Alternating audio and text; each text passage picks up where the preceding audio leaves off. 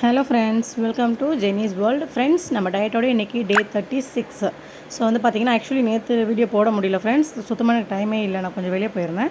So அதனால தான் இன்றைக்கி ஏர்லியராகவே நான் போட்டுறேன். ஸோ வந்து பார்த்திங்கன்னா, வெயிட் நான் இதில் இன்றைக்கி காட்டலை. மார்னிங் செக் பண்ணி பார்த்தேன், சேம் அதே 71.700 வெயிட்டில் தான் இருக்கேன். ஸோ நம்ம 1 கிலோ கண்டிப்பாக ஒரு வாரம் ஆகும் எப்படியும் முன்ன பின்ன குறையிறதுக்கு. ஸோ ஒன்றும் ப்ராப்ளம் இல்லை. நம்ம ஆல்ரெடி இது வரைக்கும் 5 கேஜஸ் குறைச்சிட்டோம். ஸோ இப்போ 6th கேஜில் தான் நம்ம இருக்கிறோம். ஸோ கிட்டத்தட்ட நம்ம 76ல் ஸ்டார்ட் பண்ணி இப்போ 71ல் இருக்கிறோன்னா 5 கேஜஸ் குறைஞ்சிருக்கு. ஸோ அடுத்து நம்ம அடுத்த 1 மந்த், அதாவது டே 31லேருந்து டே 60க்குள்ளே நம்ம ஒரு 4 கேஜஸ் டு 5 கேஜஸ் குறைக்கணும். இதான் நம்மளுடைய டார்கெட்டு. ஸோ பார்ப்போம், நாளைக்கு செக் பண்ணிவிடுவோம் வெயிட்டை. ஏன்னா சண்டே நம்மளால் சர்ச் போவோம், வெயிட் செக் பண்ண முடியாது.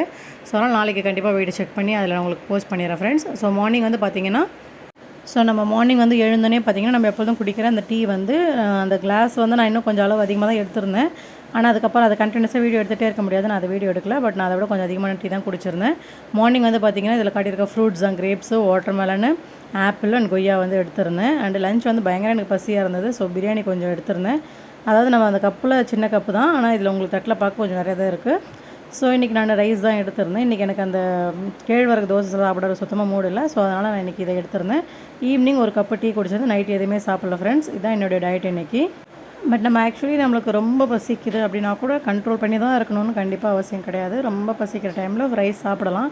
7 நாளுமே நம்ம சாப்பிட்றதில்ல. ஒரு 3 நாள் 4 நாள் நம்ம மற்ற இதை எடுத்துக்கிறோம், மில்லட்ஸ் இல்லை கேழ்வரகு தான் எடுத்துக்கிறோம். இந்த மாதிரி ஒரு 3 நாள் நம்ம கண்டிப்பாக ஒயிட் ரைஸ் எடுக்கலாம், தப்பே கிடையாது.